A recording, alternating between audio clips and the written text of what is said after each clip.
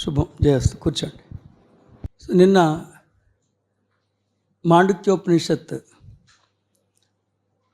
దాని అంతరార్థాన్ని అర్థం చేసుకుని దాన్ని సరైన రీతిలో అర్థం చేసుకున్న తర్వాత పూర్తిగా అనుష్ఠానం చేసుకుని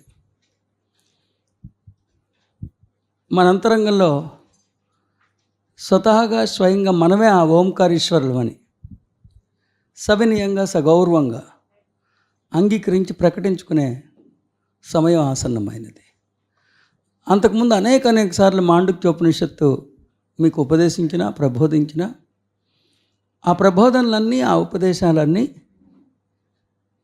ఇప్పుడు మనం అనుష్ఠానం చేసుకుంటున్న ఈ సన్నివేశానికి అవి వ్యవసాయాత్మక బుద్ధిని మాత్రమే అందిస్తాయనేది గుర్తుపెట్టుకోండి. ఎందుకంటే అనేక సందర్భాల్లో చెప్పాను మీకు. దాదాపు ఇంచుమించు 2 సంవత్సరాల నుంచి ఓంకారం గురించి అంటే మాండుక్యోపనిషత్ గురించి తెలియజెప్పుకుంటూనే ఉన్నాను. అవన్నీ కూడా ఈ క్షుణ్ణమైన అవగాహనలు పొంది ఈ అనుష్ఠాన పర్వానికి దోహదపడతాయని కూడా మీకు తెలియజెప్పుకున్నా. ముఖ్యంగా నిన్నటి రోజున మాండుక్యోపనిషత్ యొక్క విశిష్టత గురించి మొట్టమొదటిగా మీకు తెలియజేయడం జరిగింది. మాండుక్యోపనిషత్ ఎందుకు నేర్చుకోవాలి, నేర్చుకుంటే జరిగే ఫలశ్రుతి ఏంటి అనేది మీకు నచ్చజెప్పుకోవడం చేశారు. తర్వాత ఉపనిషత్ అంటే ఏంటో చెప్పాను, మాండుక్యోపనిషత్ అంటే ఏంటో కూడా తెలియజెప్పడం జరిగింది. ఆ తర్వాత శాంతి మంత్రం యొక్క అంతరార్థాన్ని కూడా మీకు తెలియజెప్పడం జరిగింది. ఆ నేపథ్యంలోనే మీరు గుర్తుపెట్టుకోవాలి, మాండుక్యోపనిషత్తు అనగానే మీకు కప్ప కుప్పిగంతలు గుర్తు రాకూడదు. మాండుక్యోపనిషత్తు అనగానే కప్ప కుప్పిగంతలు వేస్తూ ఉంటుంది. అంటే ఇంతకుముందు కొంతమంది పెద్దలు అలా వివరించారు. మన నిద్ర నుంచి జాగృతావస్థల నుంచి సుషుప్తావస్థలోకి కప్ప గంతుల్లాగా వేస్తాం కాబట్టి కప్ప కూడా అలా గెంతులు వేస్తుంటుంది. కాబట్టి అందుకనే మాండుక్యోపనిషత్తు అని దీనికి నామాంతరం చేశారని కొంతమంది పెద్దలు అభిప్రాయపడ్డారు, వారికి గౌరవిస్తూ. కాకపోతే మాండుక్యోపనిషత్తు అనగానే కప్ప యొక్క కుప్పిగంతులు గుర్తు రాకుండా మాండుక్యోపనిషత్తు అన్న సుశబ్దం శ్రవణం చేసిన వెంటనే మీ మదిలో అకృతంగా అలవోకగా స్ఫురించాల్సిన భావుకత ఓంకారం. సో మాండుక్యోపనిషత్ అనే గ్రంథాన్ని మీరు దర్శించిన, ఆ సుశబ్దాన్ని శ్రవణం చేసిన, దృశ్య కావ్యంగా అది మీకు అందుబాటులోకి వచ్చిన, మీ మదిలో స్ఫురించాల్సింది కప్ప వేసే కుప్పిగంతులు కాదు, ఓంకారం. మీ మదిలో స్ఫురించాల్సింది ప్రణవం. మీ మదిలో స్ఫురించాల్సింది ఆదియే లేని అనాదిగా ఉన్న ఓ సహజ స్థితి. సో మాండుక్యోపనిషత్ అనంగానే మీ మదిలో స్ఫురించాల్సింది ఓంకారం. ఓంకారం అనంగానే మీ మదిలో స్ఫురించాల్సింది అకార ఉకార మకారాల కలయిక కాదు, నా నిజస్వరూపం, నా జ్ఞాన దిగంబర స్వరూపం. ఏకం ఇంకా అనేకం అవ్వక ముందు నా యొక్క ఏకం యొక్క స్థితి, నా యొక్క ఏకం యొక్క స్థితి. ఇదే భావన, ఇవే పరిమళాలు మీలో స్ఫురించాల్సి ఉంటుంది.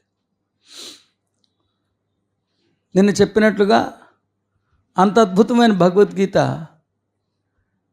ద్వైత దుర్గంధాలతో ఎందుకు కొట్టుమిట్టాడుతుందంటే వారికి మాండుక్యోపనిషత్తు తెలియకపోవటం వలన, మాండుక్యోపనిషత్తు తెలియకపోవటం వల్ల ఓంకారం తెలియలా, ఓంకారం తెలియకపోవటం వలన ఆ ఓంకారం తమ జ్ఞాన దిగంబర స్వరూపం అని, తన నిజరూప దర్శనమని వారు ఇంకా ఆవిష్కరించలేకపోయారు. సో అరుదైన వారిలో అరుదైన వారు మాండుక్యోపనిషత్తు యొక్క అంతరార్థాన్ని సుసంపన్నం చేసుకోవటంలో కృతార్థులయ్యారు. మాండుక్యోపనిషత్తు పుష్కర శ్లోకాల యొక్క అంతరార్థం అనుష్ఠానం అవటం వల్ల మాండుక్యోపనిషత్తు తన సుశబ్ద ప్రస్తావన వచ్చినప్పుడల్లా మనకి ఓంకారం స్మరణలోకి వస్తూ ఉంది. ఓంకారాన్ని స్మరిస్తున్నప్పుడల్లా మనం మన జ్ఞాన దిగంబర స్వరూపమని, ఆది లేని దానిని ఆదియే లేదని అనాదిగా ఉన్నదని ఆదిలో అర్థం చేసుకున్న స్థితి ఓంకారం అని, ఓంకారం మన నిజరూప దర్శనమని, ఇంకా నేను అనేకంగా నన్ను నేను విస్తరించుకోకముందు ఉన్న నా సహజ దివ్య వైభవం ఓంకారం అని, ఆ ఓంకారీశ్వరుని స్వయంగా నేనేనన్న భావన మీ అందరిలో స్ఫురించాల్సి ఉంటుంది. ఆ సౌరభాలు అలా ఆగ్రహించాల్సి ఉంటుందని మరొకసారి తెలియజేసుకుంటూ, పునశ్చరణ నేను శాంతి మంత్రం గురించి ఇవాల్టి పునశ్చరణలో శాంతి మంత్రం గురించి కూడా ఒకసారి ప్రస్తావించాల్సి ఉంటుంది. చూడండి, సిరి సంపదలు, భౌతికమైన ఘన విజయాలు, అధికారం, ఆధిపత్యం, వీటన్నిటికన్నా శాంతి, ఆ ప్రశాంతత, ఆ తృప్తి, అది ప్రథమమైన అంశమని శాంతి మంత్రం చెప్పకనే చెప్తాం. మాకు కావాల్సింది శాంతి, మాకు కావాల్సింది ట్రాంక్విలిటీ. శాంతి అంటే తృప్తి, ఆధ్యాత్మిక పరమైన తృప్తి, భౌతికమైన పోకడలు లేశ మాత్రం కూడా లేని ఒక నిజ స్థితిని శాంతి అంటారు. భగవత్తత్వం యొక్క నిజరూపం శాంతి. చూడండి, మీరు సిరి సంపదల మంత్రం కాదు అది, గెలుపోటముల మంత్రం కాదు అది, అధికారం, ఆధిపత్యం అందించే మంత్రం కాదు అది, అది శాంతి ప్రదాత. శాంతి ప్రదాత అంటే, శాంతి అంటే ఇద్దరు మనుషులు కొట్టుకోపోవటం, ఇద్దరు దేశాలు కొట్టుకోపోవటం కూడా శాంతిగా మాట్లాడుతున్నప్పటికీ అసలైన శాంతి అంటే ఆధ్యాత్మిక పరమైన తృప్తి. ఆధ్యాత్మిక పరమైన తృప్తి. ఆ పరమాత్మ, జీవాత్మ, ఆత్మ చైతన్యాలలో వారికి సంబంధించిన దృక్కోణ ఆలోచన సంవిధానంలో మానవత్వానికి సంబంధించిన పోకడలు పూర్తిగా లుప్తమై ఉన్న స్థితి. అంటే గతానికి సంబంధించిన అపరాధ భావన కానీ, భవిష్యత్తుకు సంబంధించిన ఆందోళన కానీ లేశమాత్రం కూడా లేని ఒక తృప్తి. తాను శాశ్వతమైన వాడినని, తనకి మృత్యువు వర్తించదని అర్థం చేసుకున్నప్పుడు, మృత్యువు ముగింపు లేనప్పుడు ఉండే ఒక రకమైన జీవన విధానం అది. కాలం అనే కొలమానం మన ఎప్పుడు తరుముతూ ఉంటుంది. కాలం ఎప్పుడు మనని పరిగెత్తిస్తూనే ఉంటుంది. కాలము చేత పరిగెత్తింపబడకుండా ఉండే ఒక ప్రశాంత స్థితి అది. ఆత్మ చైతన్యం జ్ఞానాహారం వలన తృప్తిపడి, ఆత్మ చైతన్యం తృప్తిగా తేంచిన తేన్పది శాంతి. అంత అద్భుతం శాంతి అంటే. సో ఆ శాంతి మంత్రం ద్వారా, ఆ శాంతి మంత్రం ద్వారా రావటం ఏంటి? ఆ శాంతి మంత్రం ద్వారా రావటం ఏంటి? మంత్రం అంటే సుజ్ఞానం పొసిగి ఉన్న సుశబ్దం. మంత్రం అంటే the word captivated with knowledge. మంత్రం అంటే సుజ్ఞానం పొసిగి ఉన్న సుశబ్దం. ఆ శబ్దంలో జ్ఞానం పొసిగి ఉంది. శబ్దం అనేది పీఠిక. శబ్దంలో ఉన్న మిఠాయి, ఆ పీఠికలో ఉన్న మిఠాయి జ్ఞానం. శబ్దం అనేది ఉత్తిన పీఠిక, ఆ పీఠికలో మిఠాయి ఉంది, అది జ్ఞానం. సో మంత్రం అనగానే మీ మదిలో స్ఫురించాల్సిన భావుకత జ్ఞానం. మంత్రం అంటే మీ మదిలో స్ఫురించాల్సిన భావుకత జ్ఞానం. సో ఇతరత్ర కఠినమైన సాధనలు చేస్తే ఆ శాంతి రాదనమాట. సో శాంతి ప్రదాత జ్ఞానమేనని శాంతి మంత్రం చెప్పకనే చెప్తాం. శాంతి ప్రదాత కఠోరమైన యజ్ఞాలు, యాగాలు కావు. మంత్రం ద్వారానే శాంతి వస్తుంది. మంత్రం అంటే జ్ఞానం. సో జ్ఞానం ద్వారానే శాంతి వస్తుంది. వెతుకుతున్న శాంతి జ్ఞానం ద్వారా వస్తుంది, ఇంకా ఇతరత్ర మార్గాల ద్వారా రాదని చెప్పకనే చెప్పారు. సో సరే, శాంతి మంత్రం. ఆ శాంతి మంత్రంలో మనం ఒకసారి ఆ శాంతి మంత్రాన్ని ఒకసారి పునశ్చరణ చేద్దాం. ఒకసారి చదవండి అమ్మ శాంతి మంత్రం. ఓం భద్రం కన్నేభిः శృణుయామ దేవాः భద్రం పశ్యేమాక్షభిర్యజత్రా స్థిరైరంగైస్తుష్టువాం సస్తనూభిः వ్యశేమ దేవహితం యదాయుః స్వస్తి న ఇంద్రో వృద్ధశ్రవాः స్వస్తి నః పూషా విశ్వవేదాः స్వస్తి నస్తార్క్ష్యో అరిష్టనేమిః స్వస్తి నో బృహస్పతిర్దధాతు. ఓం శాంతి శాంతి శాంతి. సో ముఖ్యంగా శాంతి మంత్రంలో జీవాత్మ పరమాత్మని విన్నవించుకుంటా ఉంది. జీవాత్మ పరమాత్మని వేడుకుంటుంది. అది చూసారా, ఎప్పుడైతే మన హృదయాంతరంగంలో కొలువై ఉన్న జీవాత్మగా పిలువబడుతున్న ఒక వ్యవస్థ మన హృదయాంతరంగంలోనే పిలువబడుతున్న పరమాత్మగా పిలువబడుతున్న మరొక వ్యవస్థతో సంభాషించను ఆరంభించిందో, ప్రార్థించను ఆరంభించిందో, కోరుకోను ఆరంభించిందో శాంతి పర్వం మొదలైంది. శాంతి పర్వం మొదలైంది. ఎందుకంటే ఎప్పుడు పరమాత్మ తన వారసుడైన జీవాత్మని గుర్తిస్తూనే ఉంటారు. కానీ జీవాత్మ తన హృదయాంతరంగంలో కొలువై ఉన్న పరమాత్మ యొక్క అస్తిత్వాన్ని గుర్తించదు. అస్తిత్వాన్ని గుర్తించినా అతడికి తనకి ఉన్న ఒక మధురమైన బాంధవ్యాన్ని గుర్తించదు. ఒకవేళ గుర్తించినా అతడే సర్వస్వానికి సర్వస్వం ప్రసాదించగలిగే ఓ ప్రసార ప్రదాతని గుర్తించదు. అతడు తన మీద అనునిత్యం కురిపించే అవ్యాజ్యమైన ప్రేమని కూడా అతడు గుర్తించదు జీవాత్మ. ఎప్పుడైతే జీవాత్మ తన హృదయాంతరంగంలో కొలువైన పరమాత్మ యొక్క అస్తిత్వాన్ని గుర్తించిందో, ఆ పరమాత్మకి తనకి మధ్య ఉన్న నిగూఢమైన సంబంధాన్ని గుర్తించిందో, ఆ పరమాత్మ యొక్క స్థోమతని సమర్థతని గుర్తెరగన ఆరంభించిందో, తనకు కావాల్సినవన్నీ ఇవ్వగలిగే స్థోమత సమర్థత తన హృదయాంతరంగంలో కొలువై ఉన్న పరమమాహేశ్వరమూర్తి అనే మహాశివుడికి మాత్రమే వర్తిస్తుందని అర్థం చేసుకుందో, జీవాత్మకి ఆ మాత్రం స్పష్టత ఉంటే చాలు, పరమాత్మ జీవాత్మతో అనుసంధానం అవ్వటానికి తన నుంచి వేరుపడిపోయిన బిడ్డ మళ్ళీ తన గుర్తించి తన హక్కును చేర్చుకుని అతి త్వరలో ఒక తనలో ఏకీకృతం అవ్వబోతుందన్న భావన చాలదా? పరిశ్వంగం జరగబోతుందన్న భావన చాలదా? ఏకీకృతం అవ్వబోతుందన్న సూచనలు చాలవా? పరమాత్మ పరమశాంతితో భాసిల్లటానికి ఆనందంగా ఉన్నది. మరి ముఖ్యంగా జీవాత్మ పరమాత్మని ఏం కోరుకుంది? మరి ముఖ్యంగా జీవాత్మ పరమాత్మని ఏం కోరుకుందంటే తన అంతరంగాన్ని కొంచెం భద్రపరచమంది. ఏం భద్రపరచమంది? ఏం ప్రొటెక్ట్ చేయమంది? తను సంపాదించిన ఐశ్వర్యాన్నో, తన ఆరో ప్రాణాన్నో, మంగళసూత్రాన్నో ఇదంతా కాదు, తన అంతరంగాన్ని కాపాడమంది. అంతరంగాన్ని కాపాడమంది. అంతరంగం అంటే ఇంకా మానవుడిగా అవతరించకముందు జీవాత్మ యొక్క దృక్కోణ ఆలోచన సంవిధానాన్ని, ఇంకా మానవుడిగా అవతరించకముందు జీవాత్మ యొక్క దృక్కోణ ఆలోచన సంవిధానాన్ని అంతరంగం అని నేను అభిప్రాయపడుతున్నా. దాన్ని భద్రపరచమంది. దేని నుంచి?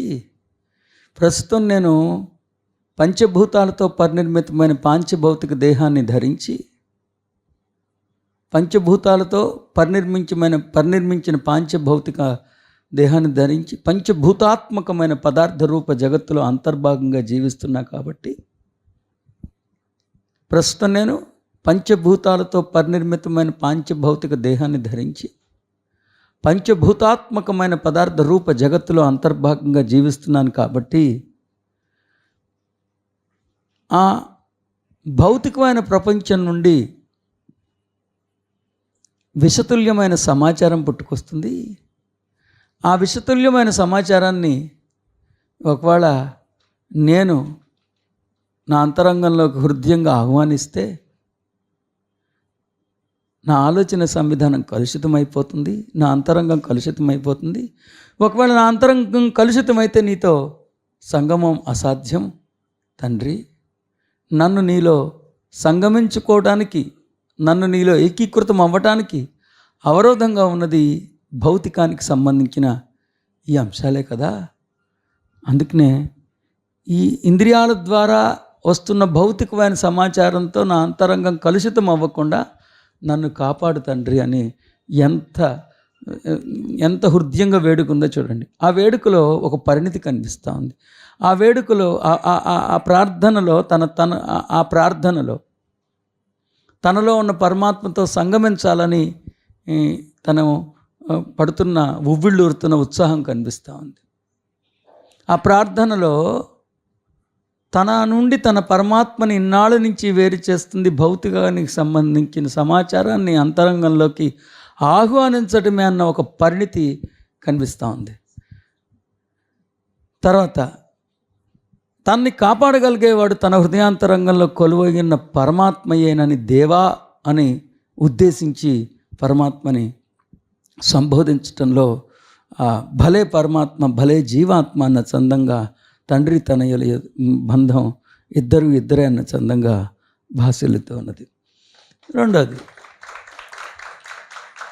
సో మొట్టమొదటిగా శాంతి మంత్రంలో ఓ జీవాత్మ తన పరమాత్మని ఇంద్రియాల ద్వారా తన అంతరంగంలోకి ప్రవేశిస్తున్న భౌతికమైన సమాచారంతో తన అంతరంగం లేశమాత్రం కూడా కలుషితం అవ్వకుండా తన అంతరంగాన్ని పరిరక్షించమని వేడుకుంటున్న ఒక వేడుక, ఒక వేదన కనిపించింది మొట్టమొదటిగా అది. తర్వాత ఈ భాగంలో నెక్స్ట్ ఫేజ్లో ఇంకోటి చూడండి ఎంత అద్భుతంగా ఉంది. ఈ శరీరంతో ఈ రంగస్థలంలో కొనసాగినన్నాడు నేను మిమ్మల్ని స్తుతించాలి. ఇంకా శాంతి రాక ఏమవుతుంది పరమాత్మకి? ఎంత అద్భుతం! ఈ శరీరంతో కర్మభూమిగా పిలువబడుతున్న ఈ రంగస్థలంలో కొనసాగినన్నాళ్ళు నాకు ఎన్ని కష్టాలు రాని, ఎన్ని ఎదురీతలు రాని, ఎన్ని అవమానాలు రాని, నీ ఒక్కడి వద్ద తప్ప నేను తల వంచకుండా ఉండే అంత పట్టుదల నాకు ఇవ్వు తండ్రి. అది ఎంత అద్భుతమో చూడండి. స్థిరరంగ తనూభి తుష్టువాంస, ఈ శరీరంలో కొనసాగినన్నాళ్ళు ఈ రంగస్థలంలో కర్మభూమిగా పిలువబడుతుంది ఈ రంగస్థలంలో నేను ఉన్నన్నాళ్ళు తండ్రి ఆ తల తెగాల్సిందే తప్ప ఇంకెవడి వద్ద ఇతర దైవాల వద్ద మోకరిలే అంత బలహీనుడిగా నన్ను తయారు చేయొద్దు స్వామి. అంటే ఇది ఒక రకంగా చెప్పాలంటే తన చాయిసెస్ని ఎంచుకుంటా ఉంది. నాకు గెలవటం ప్రధానం కాదు, ఇతరుల దగ్గర తల వంచకపోవటం ప్రధానం అని డిక్లేర్ చేసుకుంటాం. తన తండ్రికి ట్రాన్స్పరెంట్గా చెప్పుకుంటాం, తన విధి విధానాలను చెప్పుకుంటాం. అలాగే ఇంకోటి ఎంత బాగుందో చూడండి. తండ్రి ఈ దేహయాత్రలో కొనసాగినన్నాళ్ళు, ఈ కర్మభూమిలో అంతర్భాగంగా నేను జీవించినన్నాళ్ళు నీకు అనుకూలంగా ఉండేటట్లుగా నన్ను జీవించేటట్టు చేయి తండ్రి. ఎలా జీవిస్తే, నేను ఎలా యోచిస్తే, నా ఆలోచన సంవిధానంలో ఏ పరిమళాలు ఉంటే, నా జీవన విధానంలో ఏ రకమైన అంశాలు ఉంటే అది నీ ఎదుగుదలకు దోహదపడుతుందో, విస్తారమైన నీ విస్తరణకు అవరోధం కాకుండా ఉంటుందో నన్ను అలా యోచించేటట్లు చేయవయా, నన్ను అలా జీవించేటట్లు చేయవయ్యా. అలాంటి ఆలోచన సంవిధానాన్ని ఇది నీకు అనుకూలంగా ఉండేటట్లు, నీ ఆధ్యాత్మిక ఎదుగుదలకు నేను అవరోధంగా కాకుండా అవకాశంగా అద్దం పట్టేవాడిగా ఉండేటట్లుగా తీర్చిదిద్దవయ్యా. ఎంత సంథింగ్ బ్యూటిఫుల్ కదా. ఏంటి జీవాత్మ వ్యవహార శైలి పరమాత్మ ఎదుగుదలకి ఎలా అవరోధంగా ఉంటుంది, ఎలా అద్దం పడుతుంది అంటే, విష్ణుమూర్తిలో పరమాత్మ ఏ రీతిగా ఉన్నారో నాలో కూడా అదే పరమాత్మ ఉన్నారు. విష్ణుమూర్తిలో పరమాత్మలో ఎన్ని అద్భుతమైన ఆధ్యాత్మిక విన్యాస లీలా విభూతులు ఉన్నాయో అన్ని ఆధ్యాత్మిక లీలా విభూతులు నాలో ఉన్న పరమాత్మకు కూడా చాలా పుష్కలంగా ఉన్నాయి. కానీ విష్ణుమూర్తిలో ఉన్న జీవాత్మ విష్ణుమూర్తిలో ఉన్న పరమాత్మకి అద్దం పట్టడం వల్ల, విష్ణుమూర్తిలో ఉన్న జీవాత్మ విష్ణుమూర్తిలో ఉన్న పరమాత్మకి అద్దం పట్టడం వలన విష్ణుమూర్తి విస్తారంగా విస్తరించుకుని గరుడు వేగంతో తన విస్తరణ మహోత్సవానికి అంకురార్పణ కలిపి పలికి విశ్వమంతా తానే అయి ఉన్నారు. తను ఆధ్యాత్మికతలో ఉత్తీర్ణతని పొందారు, శిఖరాగ్రానికి ఉద్ధరించుకోగలిగారు. గోపుర కలశంలో కొలువై బ్రహ్మానంద పారవస్యంతో అనునిత్యం ప్రభాసిల్లుతూ ఉన్నారు. సరికొత్త లోకాలను సృష్టిస్తున్నారు, సరికొత్త ఆవిష్కరణ చేస్తున్నారు. మరింతగా విశ్వవిజేతగా భాసిల్లుతూ విశ్వాన్ని విజేతగా మార్చడానికి ప్రయత్నాన్ని కొనసాగిస్తున్నారు. విశ్వామిత్రుడుగానే ఉన్నారు కదా. నాలో ఉన్న పరమాత్మలో కూడా అదే సంపద ఉండి, అదే ప్రతిభ ఉండి, అంతే సామర్థ్యం ఉండి, కానీ నాలో ఉన్న జీవాత్మకి నాలో ఉన్న పరమాత్మ మీద ఆ నమ్మకం లేకపోవటం వల్ల, నాలో ఉన్న జీవాత్మ యొక్క ఆలోచన సంవిధానం నాలో ఉన్న పరమాత్మ యొక్క విస్తృత విస్తరణకి అవరోధంగా ఉండిపోవటం వల్ల అది సాధ్యం కావట్లే. అందుకని జీవాత్మ తాను తనలో ఉన్న పరమాత్మకి బేషరతుగా అప్పచెప్పుకుని, తండ్రి నేను ఎలా ఆలోచిస్తే, నేను ఎలా జీవిస్తే, నా ఆలోచన సంవిధానంలో ఏ అంశాలు ఉంటే, ఏ అంశాలు లేకపోతే నీ ఆధ్యాత్మిక ఎదుగుదలకి దోహదపడుతుందో తండ్రి, నాకు ఆ అంశాలే ఉండాలి. నాకు నీకు ఉపయోగపడని ఆలోచన సంవిధానం ఎందుకు తండ్రి? నన్ను అలా తీర్చిదిద్దవయ్యా, నన్ను అలా ఆధ్యాత్మిక అలంకరణ చేయవయ్యా, నన్ను సత్యంతో సుందరంగా అలంకరించవయ్యా అని వేడుకుంటుంది. మరి ఇలాంటి జీవాత్మ ఉంటే పరమాత్మకి పరమశాంతి కాక ఇంకేముంటుందో ఒకసారి ఆలోచించండి. తర్వాత స్వస్థత చేకూర్చుగాక, మనకు ఇంద్రియాల వ్యవస్థకు అధిపతిగా కీర్తించబడిన స్వస్థత చేకూర్చుగాక. సో ఫైనల్గా తేల్చి చెప్పేసింది, తండ్రి నేను ఇవన్నీ దేనికి అనుకుంటున్నానంటే నాకు స్వస్థత కావాలి. ఏం కావాలి? స్వయం యొక్క స్థితి నాకు కావాలి, అస్వస్థత వద్దు. నాకు ఆధ్యాత్మిక ఆరోగ్యం కావాలి, నీ ఆవరణ కావాలి, నీ చెలిమి కావాలి, నీతో పరిశ్వంగం కావాలి, నీతో ఏకీకృతం అవ్వటం కావాలి చెప్పేసింది. ఇక్కడ ఇంకా దాచుకోవాలి. ఫైనల్గా ఇక్కడ ఇంక ప్రేమ లేక చెప్పేసింది, ఇంకా ఆపుకోలేకపోయింది. Sir I'm just deeply in love with you sir, I just want to associate with you sir, enough is enough sir, please sir I want to have a hug with you sir, please sir అని ఇంకా ఫ్రాంక్గా చెప్పేసింది. ఇంక తిప్పుకోవట్లా చెప్పేసింది, ఫైనల్కి వచ్చేసింది కదా. తర్వాత ఇక్కడ పరమాత్మని ఇంద్రియాలకు అధిపతిగా అభివర్ణించింది. పరమాత్మని దేనిగా అభివర్ణించింది? ఈ వ్యవస్థకు మన ఇంద్రియాల అధిపతి మన సొంతం అయితే ఇంద్రియాలు మన సొంతం ఏమవుతాయి? సో ఇంద్రియాలని అధిరోహించిన వాడు, ఇంద్రియాలను నియంత్రిస్తున్నవాడు పరమాత్మని ఇక్కడ అద్భుతంగా వివరించడం జరిగింది. అది చాలా అద్భుతంగా ఉంది. తర్వాత ఇంద్రియాల అధిపతిని సర్వజ్ఞుడుగా కూడా అభివర్ణించింది. సర్వజ్ఞుడు పరమాత్మని ఇంద్రియాధిపతిగా, సర్వజ్ఞుడుగా కూడా, అన్నీ తెలిసిన వాడిగా కూడా అభివర్ణించడం జరిగింది. తర్వాత పరమాత్మని అరిష్టాలు నశింపజేసేవాడిగా కూడా అభివర్ణించడం జరిగింది. పరమాత్మని అరిష్టాలను, దట్స్ సంథింగ్ బ్యూటిఫుల్. అన్ని సుగుణాలు ఉన్నాయన్నమాట తండ్రిలో. అది ఎంత బాగుందో చూడండి. స్వస్థత చేకూర్చుగాక, మనకు స్వస్థత చేకూర్చుగాక, గరుడు వేగాన్ని కలిగి ఉన్న దేవదేవుని దివ్యస్త్రం అరిష్టాలని నశింపజేస్తే, అరిష్టనీమిహి, ఆయనకి ఇంకో పేరేంటి? అది సంథింగ్ బ్యూటిఫుల్ సార్. అరిష్టాలు ఆయన్ని అప్రోచ్ అయితే అరిష్టాలని కూడా ఆపేయగలడు. ఇంకోటి ఏంటి? ఆయనకి ఒక ఆయుధం ఉందంట, అది గరుడు వేగం. ఆయనకు ఒక ఆయుధం ఉంది, అదేంటి? గరుడు. ఇవన్నీ పరమాత్మని అభివర్ణిస్తున్నాడు. అయ్యా నీకు గరుడ వేగం అనే ఒక ఆయుధం ఉంది. గరుడు వేగం అంటే శక్తి.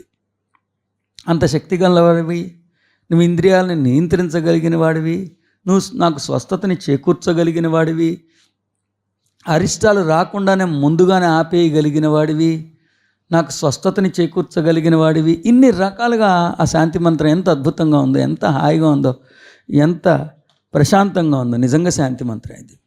తర్వాత బృహస్పతిగా కూడా అభివర్ణించడం జరిగింది పరమాత్మని ఏమని అభివర్ణించారు? బృహస్పతి అంటే దైవం యొక్క దివ్య శంకరాభరణాలు అనునిత్యం పరిరక్షించే అంతరంగంలోని ఒక రక్షణ కవచంగా నేను నిఘంటు అంతా ఎతికితే బృహస్పతి అనేది. సో పరమాత్మ యొక్క ఆధ్యాత్మిక వ్యవస్థలు మహాసేన అంతరంగంలో నిక్షిప్తమై ఉన్నది. వారు ఏ లోకంలో ఉన్న లౌకికం లేశ మాత్రం కూడా ఆ వ్యవస్థల్ని నీరుగార్చలేవు. ఆ వ్యవస్థల యొక్క సమర్థత అంత అద్భుతంగా ఉంటుంది, అంత పుష్టిగా ఉంటుంది. సో ఇంకో వ్యవస్థ ఉందంట, ఈ వ్యవస్థలన్నిటినీ కలుషితం కాకుండా పరిరక్షించగలిగే ఒక వ్యవస్థ ఉందంట. ఆ వ్యవస్థ పేరు బృహస్పతి. అసలు ఇవన్నీ పరమాత్మను అభివర్ణించడం ఎంత అద్భుతంగా, ఎంత మనోహరంగా ఉందో. సో జీవాత్మ తన చివరికి, చివరికి ఓం శాంతి శాంతి శాంతి. జీవాత్మ శాంతి, ఆత్మ శాంతి, పరమాత్మ శాంతి. 3 వ్యవస్థలు ఒకదాంతో ఒకటి అనుసంధానం అవటం వల్ల ఒకరి ఆలోచన సంవిధానం మరి యొక్క ఎదుగుదలకి విశేషంగా దోహదపడుతూ ఉండటం వలన ఈ ముగ్గురి సంగమం, ఈ ముగ్గురి ఐక్యత అలా పరమశాంతిగా పరిణమించిందని వెరసి ఈ శ్లోకాన్ని నేను దర్శించిన దర్శనం మేము ముందుంచడం జరిగింది. శుభం.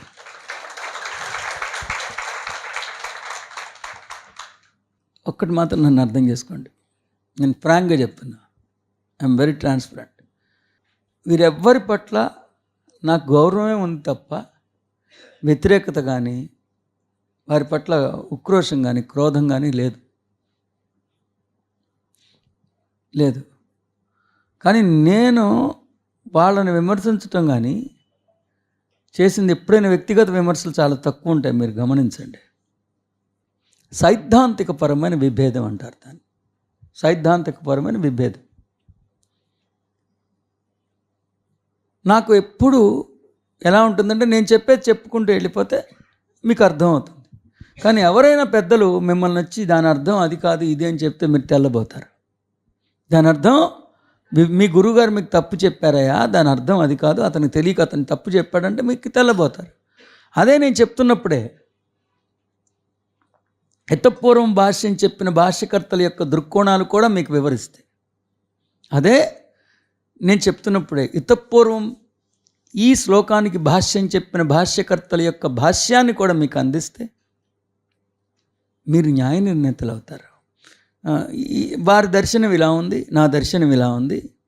నేను ఈ దర్శనాన్ని అంగీకరించడానికి, ఆమోదించడానికి వెనక ఈ శాస్త్రీయత ఉంది, ఈ శాస్త్ర ప్రమాణాలు ఉన్నాయని మీ చేత అవుననిపించుకోవటం ఒకటే కాక, ఆ దృక్కోణానికి కూడా మీ నోటీసులోకి తీసుకొచ్చి మీరే న్యాయ నిర్ణేతలుగా ఉండాలన్న ఒకే ఒక్క సంకల్పం తప్ప, వారెవరో కూడా నాకు తెలియకుండా, వారెవరినో కనీసం చూడకుండా, వారికి నాకు అంత పెద్ద వాళ్ళ పరిధిలో నేను లేను. అసలు వాళ్ళ ఒక రిలీజ్ చేస్తే, ఒక ఛానల్లో ఒక ఎపిసోడ్ రిలీజ్ చేస్తే 1,00,000 వ్యూస్ ఉంటాయి.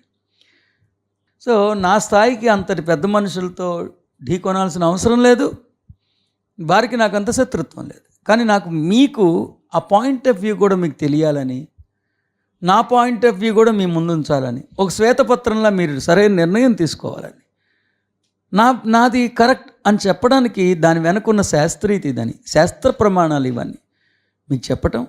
మీకెప్పుడైనా ఎవరైనా వచ్చి మిమ్మల్ని అభ్యంతరం పెట్టినా సరే వాటి మీద కూడా మీరు క్షుణ్ణమైన అవగాహన ఉన్నప్పుడు, మీరు ప్రబోధిస్తున్నప్పుడు మీకు ఒక పట్టు దొరకాలని తప్ప, పక్కడ్ అంటాం హిందీలో, ఆ పక్కడ్ కోసం తప్ప నాకేమి ఇతరత్ర ఏమీ లేదని మాత్రం మీరందరూ గుర్తించండి. శుభం చేస్తాం.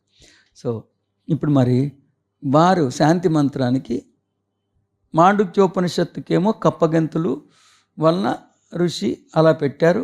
మన నిద్రలోంచి మేల్కోవటం, మెలకువలోంచి సుషుప్తావస్థలోకి వెళ్ళిపోతుంటాం కాబట్టి కప్ప కూడా అలా ఒక ప్లేస్ నుంచి ఇంకో ప్లేస్లో గెంతుతుంది కాబట్టి అని వారు అభిప్రాయపడ్డారు. వారికి నమస్కరించుకుంటూ, వారి పాదాలకి నమస్కరించుకుంటూ, నా అభిప్రాయాన్ని మాత్రం మాండుక్యోపనిషత్తు కప్ప వేసే కుప్పిగంతలకు ప్రతీక కాదు, జీవచ్ఛవంగా ఉన్న కప్ప ఓ చల్లని చక్కని వాన చినుకు తనని స్పర్శిస్తే వెంటనే తన నిజతత్వం యొక్క స్ఫురణ ఏ రీతిగా అయితే మండుకంలో కలుగుతుందో, అలాగే కొన్ని వందల వేల జన్మలు అతి సాధారణమైన మనిషిగా మాంసం ముద్దగా జీవిస్తూ ఈ జనన మరణ చక్రాల విషవలయంలో కొట్టుమిట్టాడుతూ అసురుడు సంగీతానికి నాట్యం చేస్తూ జీ హుజూర్ అన్నట్లుగా జీవిస్తూ ఉంటే, ఒక్కసారి ఓంకారం యొక్క ఆ ఏకాక్షర మంత్రంలో దాగి ఉన్న అంతరార్థం మనకి సుసంపన్నమైతే, మన సొంతమైతే తక్షణమే మనల్ని నిజ దివ్య స్పృహలోకి ఉద్ధరించుకోవటం సుసాధ్యమవుతుందని ఆ రీతిగా మండుకంతో పోల్చారని నేను వైయక్తికంగా అభిప్రాయపడుతున్నా. That's it. సరే, శీర్షికకి వారి వారి ఇది తెలియజేసింది. ఇప్పుడు శాంతి మంత్రం కూడా వారు ఏమని అభిప్రాయపడ్డారో ఒకసారి వారు మిగతా ఇతపూర్వం భాష్యం చెప్పిన భాష్యకర్తలు శాంతి మంత్రాన్ని ఒకసారి అధ్యయనం చేసే ప్రయత్నాన్ని గావిద్దాం. ఎస్, శాంతి మంత్రం. దేవతలారా, చెవులతో మేము మంచి విషయాలని వినాలి. పూజనీయులారా, కన్నులతో మేము మంచి విషయాలను చూడాలి. దృఢమైన అవయవాలతో కూడిన దేహాలతో ఆయుష్కాల పర్యంతం మేము మిమ్మల్ని స్తుతించాలి. ఒకసారి చదువు ఆ కోరిక. దృఢమైన అవయవాలతో కూడిన దేహాలతో ఆయుష్కాల పర్యంతం మేము మిమ్మల్ని స్తుతించాలి. ఏది ఆయుష్కాల? ఏ దేహంతో? మామూలు సన్నదేహంతో కాదు, ఆయుష్కాల పర్యంతం. 60 వచ్చినా 6 ప్యాక్ పోలా, 70 వచ్చినా 6 ప్యాకే. ఆయుష్కాల పర్యంతం ఇలాంటి దృఢదేహాలతోనే మిమ్మల్ని స్తుతించాలి, పిచ్చి దేహంతో కాదమ్మా అదంట. మీకు మేలు జరిగే రీతిలో మేము జీవితం గడపాలి. ఎంతో కీర్తిగాంచిన ఇంద్రుడు మనకు మేలు చేయు కాక. అది ఎంతో ఇంద్రుడు కీర్తిగాంచాడంట. ఇంద్రుడు మనకు మేలు చేయాలంట. సర్వజ్ఞుడైన సూర్యుడు మనకు శుభం కలిగించుగాక. సర్వజ్ఞుడైన సూర్యుడు ఎవరు? ఓంకారీశ్వరుడు నువ్వే అని చెప్తున్న శ్లోకానికి ముందు మాట ఇది. ఓంకారీశ్వరుడు నువ్వేనని చెప్తున్న శ్లోకానికి ముందు మాట ఇది. ఎవరు? సూర్యుడు నాకు మేలు చేయాలి. ఏది? నేను ఓంకారీశ్వరుణ్ణి, నేను సృష్టిస్తే సూర్యుడు వచ్చాడు. ఇంద్రుడికేమో ఎంతో కీర్తి వచ్చింది, ఆ ఇంద్రుడు నాకు మేలు చేయాలి. తర్వాత సూర్యుడేమో నాకేదో హెల్ప్ చేయాలి. ఎస్. చెడును నశింపజేసే గరుత్మంతుడు మనకు మేలు చేయుకాక. బృహస్పతి చెడును నశింపజేసే గరుత్మంతుడు మనకి మేలు చేయుగాక. నేను ఫస్ట్ నుంచి పాయింట్ ఏంటి? హృదయాంతరంగంలో కొలువైన అంతర్యామి కదా. అది లేదు. గరుత్మంతుడిని ఈడు అడిగింది, ఇంద్రుడిని, ఇంకెవరిని? సూర్యుడిని. బృహస్పతి మనకు శుభాన్ని వసగుగాక. బృహస్పతి మనకి శుభాన్ని వసుగాక. ప్రాపంచికతలో ముంచెత్తే విషయాలు, ఉన్నత జీవితానికి ప్రేరేపించే విషయాలు రెండు మనిషి ముందుకు వస్తున్నాయి. అది ఎక్స్ప్లెనేషనా? అది ఎక్స్ప్లెనేషన్ ప్రతిపాదించిన అంశం ఒకసారి ఇంకోసారి చదువు. దేవతలారా, చెవులతో మేము మంచి విషయాలను వినాలి. అడ్రస్సింగ్ చూడండి, అది దానికోసం నేను చదివించి. దేవా అంటే సంస్కృతంలో దేవా అన్న పదానికి అసలు లేదంట. అయితే అసలు ఆ భాష ఎందుకు? దేవుడు అన్న పదానికి శబ్దం లేని భాష ఎందుకు నాకు? దేవా అంటే దేవతలు అంట, దేవుడు కాదంట. ఈ 12 శ్లోకాల్లో ప్రతిపాదించింది నువ్వు ఓంకారీశ్వరుడు అని, సర్వము ఓంకారం నుంచే పుట్టుకొచ్చిందని, ఓంకారం కానిది, ఓంకారం లేనిది విశ్వంలో లేశమాత్రం కూడా లేనే లేదని, అప్పుడు నువ్వే ఓంకారీశ్వరుడు అని, ఓంకారం కన్నా మించినది మరొకటి లేనే లేదని, సర్వస్వానికి ఓంకారమే జన్మనిచ్చిందని చెప్తున్నప్పుడు దేవతల్ని బెచ్చమెచ్చుకోవడం ఏంటి? అడ్రస్సింగ్ అసలు దేవతల్ని అడ్రస్ చేయటం ఏంటి అనేది నాకు మీ ఇష్టం. దేవతలు అనుకుంటారా, మీ హృదయాంతరంగంలో కొలువైన పరమాత్మను అనుకుంటారా, మీ ఇష్టం. ఓకేనా? రైట్. నెక్స్ట్. దేవతలారా, చెవులతో మేము మంచి విషయాలను వినాలి. అది చెవులతో మేము మంచి విషయాలు వినాలంట. చెవులతో మంచి విషయాలు వినాలి అనే ప్రార్థన ఉంటుందా సార్? మంచి అని నువ్వు గుర్తిస్తున్నప్పుడల్లా చెడు అని ఉన్నదన్నట్లుగా అర్థం చేసుకోండి. చెడు అని నువ్వు గుర్తిస్తే చెడు అనే దానికి అస్తిత్వం నువ్వు గుర్తించడం వలన వస్తుందని గుర్తుపెట్టుకోండి. చెడు లేనప్పుడు మంచి లేదు, మంచి లేనప్పుడు చెడు లేదు. మంచి చెడులకు అతీతంగా ఉన్నదంతా దైవమే అన్న దృక్కోణంలో మంచికి అస్తిత్వం లేదు, చెడుకి అస్తిత్వం లేదు. ఉన్నదంతా దైవమే, దివ్యత్వమే అని తెలుసుకున్నప్పుడు దైవానికి మంచి కాదు, చెడు కాదు. మంచి ఉంటే చెడు ఉండాలి, చెడు ఉంటే మంచి ఉండాలి కదా. మొత్తం ఉన్నదంతా దైవం అయితే ఏ రీతిగా ప్రసాదానికి రుచి ప్రధానం కాదో, పవిత్రత ప్రధానమో, ఆ రీతిగానే మంచి చెడులకి అతీతంగా ఉన్నది దైవమే. దైవం కానిది, దివ్యత్వం లేనిది మరొకటి లేనే లేదని ప్రతిపాదిస్తున్న ఇలాంటి పుష్కర శ్లోకాల యొక్క ప్రార్థన ఇంత బలహీనంగా, ఇంత గందరగోళంగా ఉంటుందో లేదో సాధకులు మీరే యోచించండి. శుభం. రైట్. సరే, ఇక మనం శాంతి మంత్రంలో ఇతపూర్వం భాష్యం చెప్పిన భాష్యకర్తలు ఎత్తు కూడా దేవా అని మొదలుపెట్టారు. ఏమని మొదలుపెట్టారు? దేవతలారా అని మొదలుపెట్టారు. ఎస్, దేవతలారా చెవులతో మేము మంచి విషయాలను వినాలి, పూజనీయులారా కన్నులతో మేము మంచి విషయాలు చూడాలి. కానీ అద్వైతంలో మంచి చెడు అనేది ఎందుకు ఉండదంటే, ఒక అద్వైతి యొక్క దృక్కోణంలో ఉన్నదంతా దైవమే ఉన్నప్పుడు దైవాన్ని మంచిగా చెడుగా దర్శించడం సాధ్యం కాదు. ఎందుకంటే నువ్వు దేన్నైతే మంచి అనుకుంటున్నావు అది దైవమే, దేన్నైతే నువ్వు చెడు అనుకుంటున్నావు అది దైవమే. దైవమైనప్పుడు అది మంచి కాదు, చెడు కాదు. కాబట్టి అలాంటి దృక్కోణం ఉండటానికి అవకాశం లేదేమో నేను వైయక్తికంగా అభిప్రాయపడుతున్నాను. Right, next. దృఢమైన అవయవాలతో కూడిన దేహాలతో ఆయుష్కాల పర్యంతం మేము మిమ్మల్ని స్తుతించాలి. సో మిమ్మల్ని స్తుతించడానికి మనస్సు ఉండాలి, కానీ దృఢమైన శరీరం ఎందుకని నా ఉద్దేశం. నిన్ను ఆయుష్కాల పర్యంతం నేను నిన్ను స్తుతించాలంటే దృఢమైన శరీరం ఎందుకు? దృఢమైన దృక్పథం కదా ఉండాలి, సంకల్పం కదా ఉండాలి. కాబట్టి దాన్ని కూడా నేను అలాంటి ఇంత కోరుకుంటారని నేను అనుకోవట్లా. ఇది దేవతల్ని. మీకు మేలు జరిగే రీతిలో మేము జీవితం గడపాలి. దేవతలకి మేలు జరిగే రీతిలో మనం ఎలా జీవించాలి? ఒక చెంపనేమో వాళ్ళని అడుగుతూ మళ్ళీ మీకు మేలుగా చేసేటట్టుగా మేము ఉండాలంటే ఎవరి దగ్గర అప్పు తీసుకుని నేను బాగుండాలని నువ్వు రోజు దేవుడి దండం పెట్టుకోమన్నట్టుగా ఉంది. ఎస్. ఎంతో కీర్తిగాంచిన ఇంద్రుడు మనకు మేలు చేయుగాక, సర్వజ్ఞుడైన సూర్యుడు మనకు శుభం కలిగించుగాక, చెడును నశింపజేసే గరుత్మంతుడు మనకు మేలు చేయుగాక, బృహస్పతి మనకు శుభాన్ని వసగుగాక.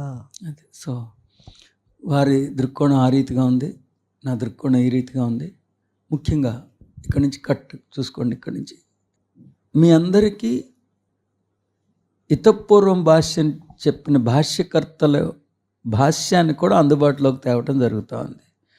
ముఖ్యంగా వారు ఇతర దేవతల నుంచి వారు వీరికి కావాల్సినవి అడగటం జరిగింది.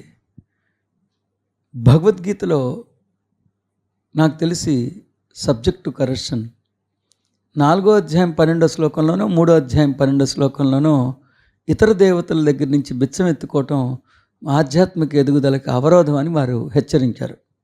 కాబట్టి ఇందురీత్యా వారి దర్శనాన్ని నేను ఆమోదించట్లా.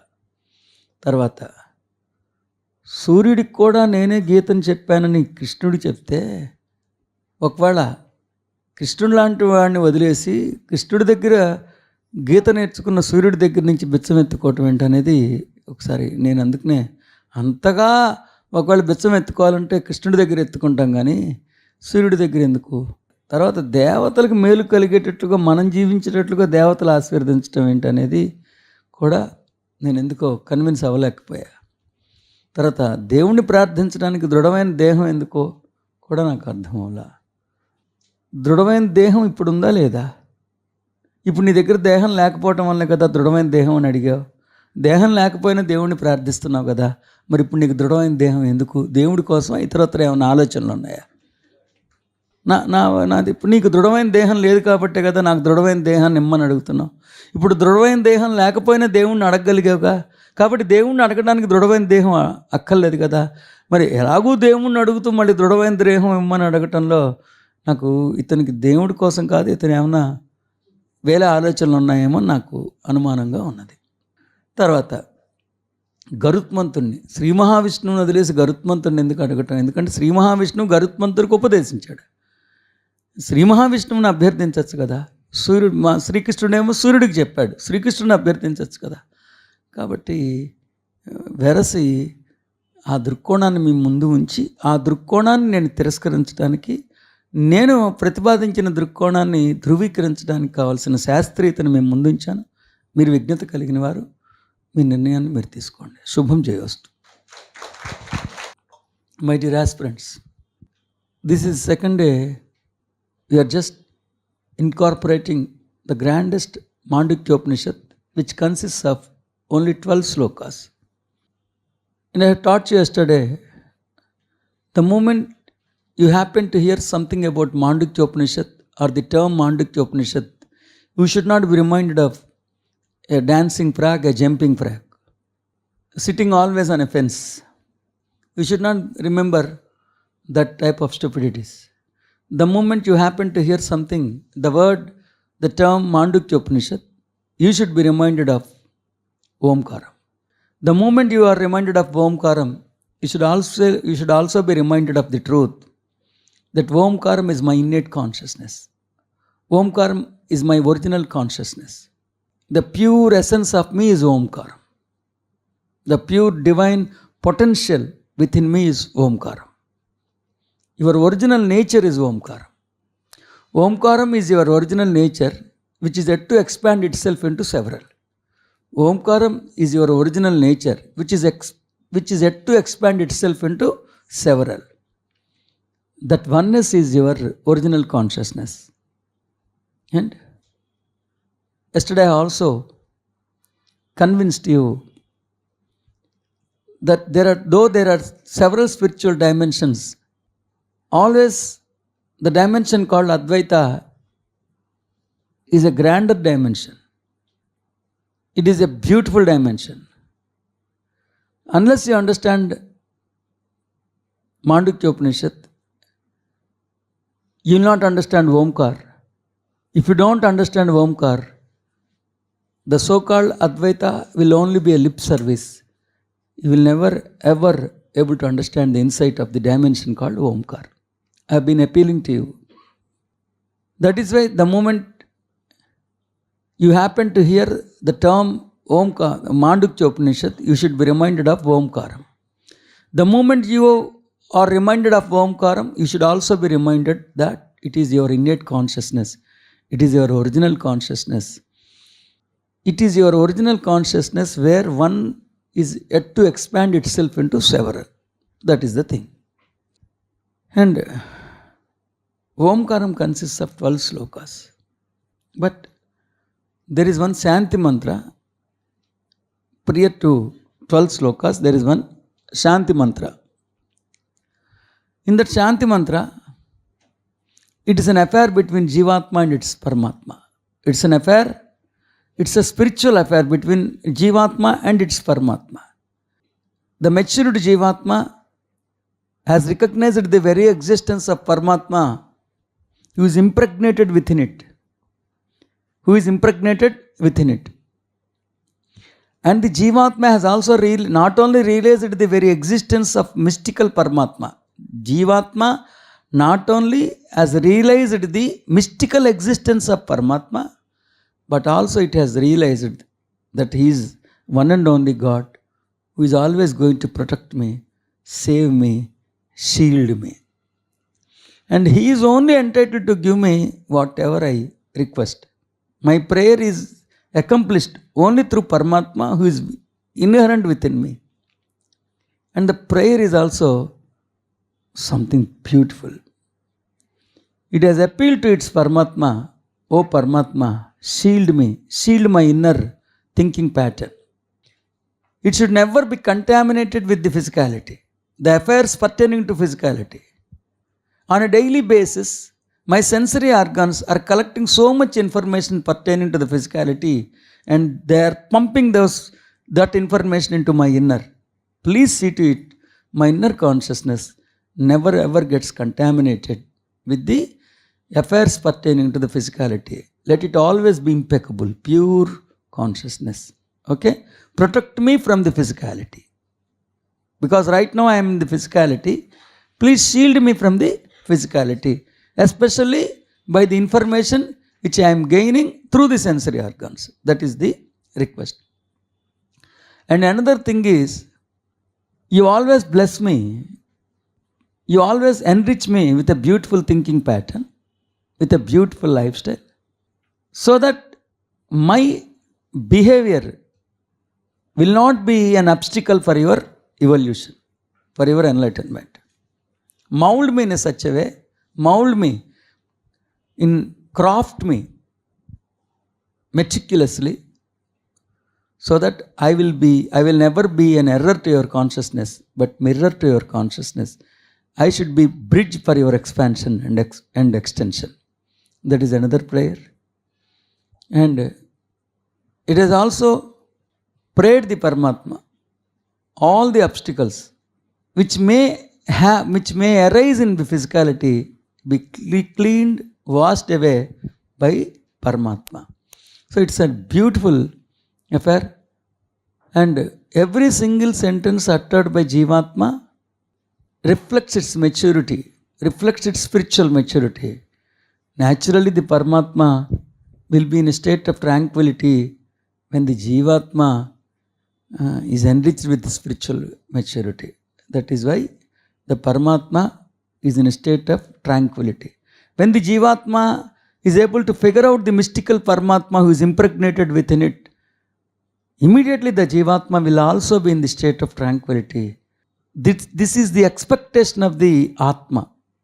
When the Paramatma is in the state of tranquility, when the Jivatma is also in the state of tranquility, naturally the Atma, Shiva consciousness, is also in the state of tranquility. That is why all the three spiritual faculties, the three spiritual heroes, Jivatma, Atma and Paramatma, everybody are rejoicing in the state of tranquility. That is my dimension of this beautiful Shanti mantra. Shanti means it's a tranquility. People usually misunderstand. Not having fight between two persons, not having war between two countries is Shanti, peace. But this is tranquility. This is the natural state of our original consciousness, which doesn't have the tendencies of anxiety, regret. These human tendencies are not seen in the state of tranquility. That is my dimension of Shanti mantra. That's it. Shubham Jayastu. Astu. So Mandukyopanishad అనే గ్రంథం యొక్క ప్రదర్శన సఫలీకృతంగా చేసుకున్నాం.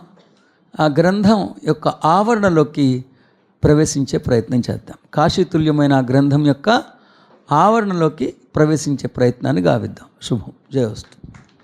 ఇంద్రియాలని జ్ఞానేంద్రియాలు అన్నారు. ఇంద్రియాలను ఏమన్నారు? జ్ఞానేంద్రియాలు. ఎందుకంటే ఒక చెంపనిది విషమైనప్పుడు, ఇంద్రియాల ద్వారా వస్తున్నది విషమైనప్పుడు జ్ఞానేంద్రియాలు ఎందుకంటాం దాన్ని? సో ఇక్కడ ఏ జ్ఞానం ఉంటే ఆ జ్ఞానంనే ఇంద్రియాలు దర్శింపజేస్తాయి కాబట్టి జ్ఞానేంద్రియాలు అన్నారు. ఇక్కడ ఆధ్యాత్మికతలో నీకు ఎలాంటి జ్ఞానం ఉందో ఆ జ్ఞానాన్నే ఇంద్రియాలు విశ్వంలో దర్శింపజేస్తాయి. నీ లోపల ఉన్న జ్ఞానాన్నే ఇంద్రియాలు దర్శింపజేస్తాయి కాబట్టి జ్ఞానేంద్రియాలు అన్నారు. ఇంద్రియాల ద్వారా వచ్చిన జ్ఞానం విషయం అయితే జ్ఞానం అన్న పేరు ఎందుకు ఉంటుంది? నీ లోపల ఆధ్యాత్మిక జ్ఞానం ఉంటే ఆధ్యాత్మిక జ్ఞానాన్నే దృశ్యమాన జగత్తులో అది దర్శింపజేస్తుంది కాబట్టి జ్ఞానేంద్రియాలు అన్నారని నేను అయితే భావిస్తున్నాను. శుభం. మనం ఒకవేళ ఫెయిల్ అయిపోయాం అనుకో, రెసిలియన్స్ అని ఉంటుంది ఒక హ్యాబిట్. ఏంటది? రెసిలియన్స్ అంటే నాకు ఊరంతా అప్పు అయిపోయింది, ఇంకేం లేదు, కానీ అయినా సరే దాన్ని తట్టుకుని మరీ నిలబడి మళ్ళీ వెనుతిరగకుండా నిలబడగలిగే ఎదురీత ఉన్నప్పుడు, మనం ఫెయిల్ అయినప్పుడు కావాల్సిన రెసిలియన్స్. ఓకే, రెసిలియన్స్ అనేది చాలా ఎదురీత ఉన్నప్పుడు మనం లొంగకుండా ఇంకా కార్యదీక్షను ఇంకా ఇంకా దృఢంగా తయారయ్యే ఒక క్వాలిటీ ఉంటుంది రెసిలియన్స్ అని. అది okay. Anything you wish, there is nothing wrong, but the source of manifestation should be always your true source. The source of manifestation should always be your true source. So ఇట్లా ఈ రీతిగా పునశ్చరణ జరిగింది.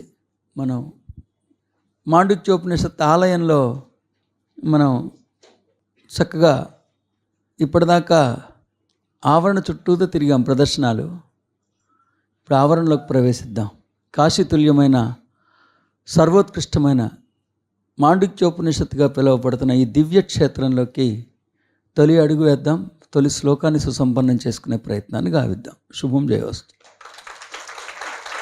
Yes. Mandukyopanishad తొలి శ్లోకం. ఓమిత్యే తదక్షరమిదం సర్వం తస్యోపవ్యాఖ్యానం భూతం భవద్భవిష్యదితి సర్వమోంకార ఏవ యచ్చాన్యత్ త్రికాలాతీతం తదప్యోంకార ఏవ. భావం: సర్వము సమస్తము ఓంకారమే. ఓంకారం శాశ్వతమైనది, క్షరం కానటువంటిది. ఆ ఓంకారం యొక్క అత్యంత నిగూఢమైన దృక్కోణాన్ని అధ్యయనం చేద్దాం.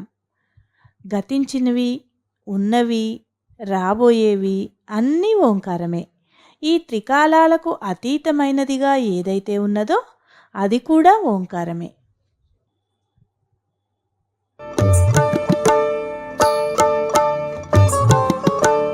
ఓమిత్యేతదక్షరమిదం సర్వం తస్యోపవ్యాఖ్యానం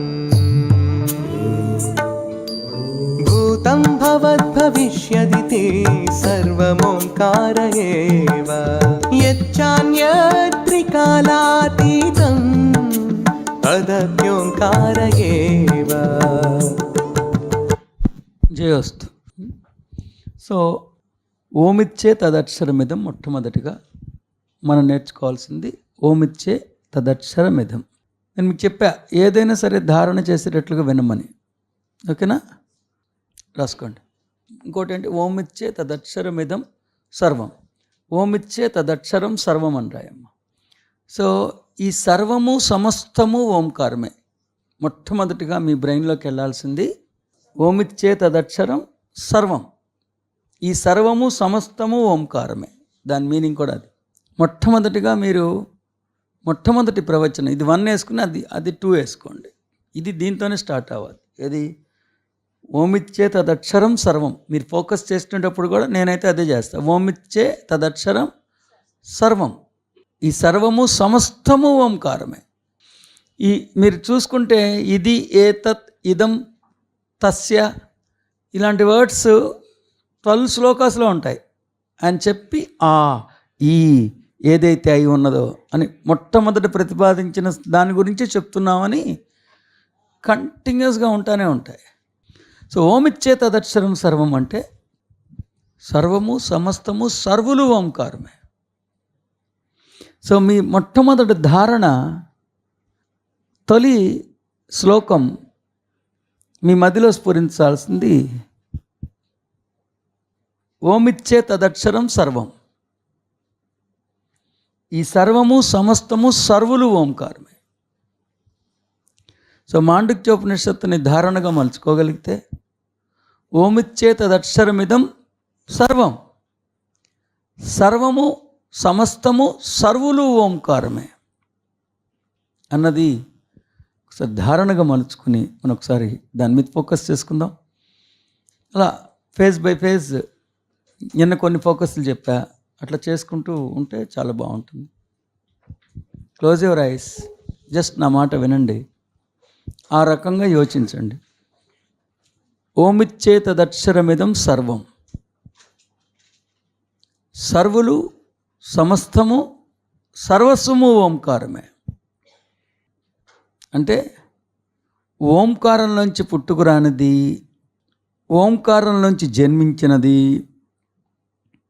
విశ్వంలో లేశ మాత్రం కూడా లేదు.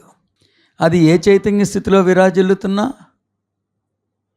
ఏ తలంలో ప్రభాసిల్లుతూ ఉన్నా, దాని స్వభావ ఆకృతులు ఎంత జుగుప్సుగా ఉన్నా, ఎంత సొగసుగా ఉన్నా అన్నీ కూడా ఓంకారం నుండి మాత్రమే పుట్టుకొచ్చాయన్న మహాసత్యాన్ని మీరు అర్థం చేసుకోవాల్సి ఉంటుంది. సదస్సులారా, కొన్ని వేల సంవత్సరాల క్రితమే మహర్షి అత్యంత నిగూఢమైన తత్వరహస్యాన్ని ఉద్బోధించారు. ఓమిచ్చే తదక్షరమిదం సర్వం. సర్వులు సమస్తము సర్వస్వము కేవలం ఓంకారంగా పిలువబడుతున్న ఈ గర్భాలయం నుండే జన్మించాయి. ఓంకారంగా పిలువబడుతున్న ఈ మాతృ గర్భాలయంలోంచి జన్మించనిదంటూ విశ్వంలో లేశమాత్రము కూడా లేదు. ఒక అంశం యొక్క స్వభావాలు ఎంత జుగుప్సుగా ఉన్నా, ఎంత వైభవపేతంగా ఉన్నా, సర్వులకి సమస్తానికి జన్మస్థానం ఓంకారమే. ఈ విశ్వంలో ఎన్ని చైతన్య స్థితులు ఉన్నా, ఒక్కొక్క చైతన్య స్థితికి ప్రతీకగా ఎన్ని తలాలున్నా, ఒక్కొక్క తలంలో అంతర్భాగంగా ఎన్ని వందల వేల కోట్ల అసంఖ్యాకమైన కాంతిపుంజాలు జీవిస్తున్నా, వారందరి మూలము మాతృక ఒక్క ఓంకారమే, ఆ హిరణ్య గర్భాలయమే. కాబట్టి ఓమిచ్చేతదక్షరమిదం సర్వమని, దాని అర్థం సర్వులు సమస్తము సర్వస్వము ఓంకారమేనని, అనగా ఓంకారంలోంచి పుట్టుకు రానిది విశ్వంలో లేశమాత్రం కూడా లేనే లేదని, విశ్వంలో అంతర్లీనంగా ఎన్ని చైతన్య స్థితులు విరాజిల్లుతున్నా ఒక్కొక్క చైతన్య స్థితికి ప్రతీకాత్మకంగా ఎన్ని తలాలు ప్రభాసిల్లుతున్నా, ఒక్కొక్క తలంలో అంతర్భాగంగా అసంఖ్యాకమైన కాంతిపుంజాలు దివ్యత్వం అనే వేడుకని చేసుకుంటూ ఉన్నా, వారి మధ్య ఎన్ని వైరూప్యాలున్నా లేశమాత్రం కూడా సారూప్యం కానరాకపోయినా, ఇన్ని వైరూప్యాల నడుమ కానవస్తున్న సారూప్యం ఒక్కటే. అవన్నీ కూడా ఓంకారం నుండి మాత్రమే జన్మించాయి. సరిగ్గా మీ ధారణని ఈ అంశం మీదే కేంద్రీకరించి ఉంచుకోవాల్సిందిగా విజ్ఞప్తి. ఓమిచ్చేతదక్షరమిదం సర్వం. This is the beautiful mystical teaching taught by the grandest saint thousands and thousands of years before itself. The grandest spiritual teacher has begun to reveal the truth. There might be several consciousness which are part and parcel of the existence. There might be innumerable platforms which are always the replica of consciousness. Each platform represents one particular consciousness. On each platform, there might be innumerable light particles which are celebrating its life. You might not be able to figure out even an iota of similarity between those objects. But the astonishing thing is, though there is not even an iota of similarity between those beings and those things, still everything has taken birth from Omkaram. Everyone has taken birth from Omkaram. The mother's womb is the same. My dear aspirants, Omicchetadaksharamidam sarvam. There might be innumerable consciousness. There might be innumerable platforms representing each particular consciousness. On each particular platform, innumerable spirits might be celebrating their life. There might not be even an iota of similarity between those consciousness, those platforms, and those things, and those conscious beings, the light beings. But still, the astonishing thing is, all the light beings, all the platforms, all the consciousness, all the things that are in the existence, they are the product of Omkaram. The mother's womb is same. Omicchetadaksharamidam sarvam. Sarvam Omkarameva. ఓంకారంలోంచి పుట్టుకురానిదంటూ విశ్వంలో లేనే లేదు. అస్తు, జయోస్తు, శుభం. Clap for ever sir.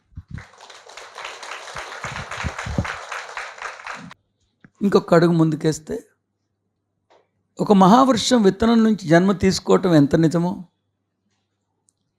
మరో దృక్కోణంలోంచి దర్శిస్తే ఆ విత్తనమే వటవృక్షంగా రూపాంతరం చెందింది. ఇది మూడో దర్శనం. రెండో దర్శనం ఏంటంటే, ఓమిచ్చే తదక్షరమిదం సర్వం. ఓమిచ్చే తదక్షరమిదం సర్వం అంటే సర్వులు సమస్తము ఓంకారం నుండే పుట్టుకొచ్చాయి కదా. సర్వులలో మీరున్నారా లేదా? మీరేమన్నా సర్వుల్లో లేకుండా విడిగా ఏమన్నా ఊడిపడ్డారా ఏంటి? సర్వుల్లో మీరున్నారా లేదా? ఉన్నారా? కాబట్టి ఓమిచ్చే తదక్షరమిదం సర్వంతో పాటు ఓమిచ్చే తదక్షరమిదం స్వయం. మీ నిజమైన నేను సర్వంలో ఉన్నారా లేదా? ఒకవేళ లేకపోతే చెప్పండి, మీరు ఇంకా పెద్ద పీట వేసి కూర్చోబెడతాం అందరితో పాటు మీరు ఓంకారం నుంచి రాకపోతే. సో ఓమిచ్చే తదక్షరమిదం సర్వం అనే దాంట్లో సర్వంలో స్వయం ఉందా లేదా అనేది నేను మిమ్మల్ని విన్నవించుకుంటున్నాను. సర్వంలో స్వయం ఉందా? ఓకే, అయితే రాసుకోండి. ఓమిచ్చే తదక్షరమిదం స్వయం. ఓమిచ్చే తదక్షరమిదం స్వయం. నా ఈ స్వయము కూడా సర్వములో అంతర్భాగంగానే కొనసాగుతున్నది కాబట్టి నా ఈ స్వయము కూడా ఓంకారం నుండే జన్మించినది. ఓకేనా? am I clear? ఓమిచ్చే తదక్షరమిదం సర్వం. It's an undisputed fact. It's a great revelation revealed by the saint. It's a mystical teaching taught by the master teacher. When thousands and thousands of years before itself, this revelation has been revealed by the mystical teacher. He says that there might not be even an iota of similarity between you and others, between this consciousness and another consciousness. Surprisingly, everyone has taken birth from this Omkara. You are one among the everyone, no? Are you not one among the everyone? If you are one among the everyone, then you should rightly understand this preaching as Omiche Tadaksharam Swayam. Omiche Tadaksharam Swayam. It is me, the true I am, has taken birth from Omkara. My mother's womb is Omkaram only. My source is Omkaram only. I am the product of Omkaram. I am the product of Omkaram. Humbly, I announce I am privileged to take birth from Omkaram. Okay? That is the second focus. Third focus. ఓమిచ్చే తదక్షరం స్వయం మాత్రమేనా? సర్వం కూడానా? నేను మాత్రమే ఓంకారం నుండి జన్మ తీసుకున్నానా? అయితే సర్వులు సమస్తము కూడా ఓంకారం నుండి జన్మ తీసుకున్నదా? కాబట్టి ఓమిచ్చే తదక్షరం సర్వంలో ఫస్ట్ అది తీసుకుని, సర్వంలో ఈ స్వయం కూడా ఉన్నది కాబట్టి ఓమిచ్చే తదక్షరం స్వయం తీసుకుని, స్వయానికి మాత్రమే పరిమితమై లేదు, ఓమిచ్చే తదక్షరం సర్వం. నేనే ఓంకారం నుండి జన్మ తీసుకున్నానో సర్వులు సమస్తము అదే ఓంకారం నుండి జన్మ తీసుకున్నారు అనేది మీ మీ ధారణ ప్రదర్శనలో ఇది తొలి అంశంగా భాసిల్లాలి. ఓకేనా? క్లియరా? The first phase, the grandest mystical teaching has been revealed by the mystical teacher. He says that whatever may be the consciousness, whatever may be the platform, whatever may be the state of light being, whatever may be the thing, the form and the tendencies of a particular object, you got to realize that everything has taken birth from Omkaram only. Then Omiche Tadaksharam Sarvam. I am one among the several. So, it is implied that I have taken birth from Omkara. My womb is Omkara. My source is Omkara. If I am the mighty tree, the seed is again Omkara. You have got to proudly, humbly, you have got to declare. You should be privileged to declare that your original source is Omkara. Then coming back to the original teaching, Omiche Tadaksharam Sarvam. Not only this Svayam, everyone else who are celebrating their existence, their source is again Omkara. Their source is again Omkara. So Omiche Tadaksharam Midam Sarvam. There might be innumerable consciousness, there might be innumerable platforms, there might be innumerable light beings, whatever they are, however they are, still everyone has taken birth from this Omkaram. This is the first phase of focus. Close your eyes. Omiche Tadaksharam Sarvam. ఈ విశ్వంలో ఎన్ని చైతన్యాల అస్తిత్వంలో కొనసాగుతున్నా, ఒక్కొక్క చైతన్య స్థితికి ప్రతీకాత్మకంగా ఎన్ని తలాలు అస్తిత్వంలో కొనసాగుతున్నా, ఆ తలాల మీద ఎన్ని తనువులు అస్తిత్వంలో కొనసాగుతున్నా, అసంఖ్యాకమైన ఆ చైతన్య స్థితులు, అసంఖ్యాకమైన ఆ తలాలు, అసంఖ్యాకమైన ఆ కాంతిపుంజాలన్నీ కూడా ఓంకారం నుండే జన్మించాయన్న మహాసత్యాన్ని నా మస్తక పుస్తకంలో సువర్ణాక్షరాలతో లిఖించుకుంటున్నాను. సర్వములో ఈ స్వయం అంతర్భాగంగానే కొనసాగుతున్నది కాబట్టి ఓమిచ్చే తదక్షరం మిదం సర్వం అని అర్థం చేసుకుంటున్నాను. అనగా సర్వములో ఈ స్వయం కూడా అంతర్భాగంగానే ఉన్నది కాబట్టి నేనుగా పిలువబడుతున్న నా ఈ స్వయము కూడా, నా నిజమైన నేను కూడా, నా ఆత్మ చైతన్యం కూడా, నేనే అయ్యున్న నా ఆత్మ చైతన్యం కూడా ఈ ఓంకారం నుండే జన్మ పునికి పుచ్చుకున్నది. కాబట్టి నా మాతృక, నా మూలము సైతం, నా మాతృగర్భాలయం సైతం ఓంకారమే, ఓంకారమే, ఓంకారమే. నేను సవినయంగా సగౌరవంగా ప్రకటించుకుంటున్నాను, నేను ఓంకారం అనే పుష్పం నుండి వికసించిన సౌరభమేనని. ఓమిచ్చే తదక్షరమిదం సర్వం. కేవలం ఈ స్వయం మాత్రమే ఓంకారం నుండి పుట్టుకు రాలేదు. విశ్వంలో ఎన్ని అంశాలు అస్తిత్వంలో కొనసాగుతున్న సమస్తము, సర్వస్వము ఓంకారం నుండే పుట్టుకొచ్చాయి. కాబట్టి ఆత్మ చైతన్యంగా పిలువబడుతున్న నా నిజమైన నేను ఏ మాతృక నుండి, ఏ మూలం నుండి జన్మించిందో, సర్వము సమస్తము కూడా అదే మాతృక నుండి, అదే మూలము నుండి జన్మించినది. మనందరి మాతామహుడు, పితామహుడు ఒక్క ఓంకారమే. మనందరిలో ఎన్ని వైరూప్యాలున్నా, లేశమాత్రం కూడా సారూప్యం కానరాకపోయినా మనందరం ఒక్క ఓంకారం నుండి జన్మించాం. ఓమిచ్చే తదక్షరం మిదం సర్వం. Yes, I'm privileged to incorporate the truth that my source is Omkaram. At the same time, I am astonished to understand, realize that everyone else has also taken birth from this beautiful Omkaram. There might not be even an iota of similarity between the universe and myself, but the source is same. We are all the product of Omkaram.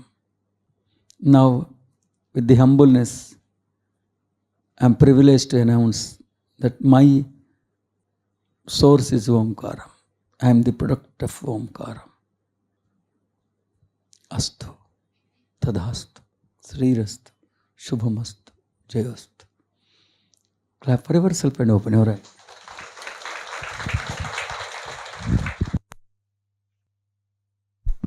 దీంట్లో రెండో అంకం ఉంది.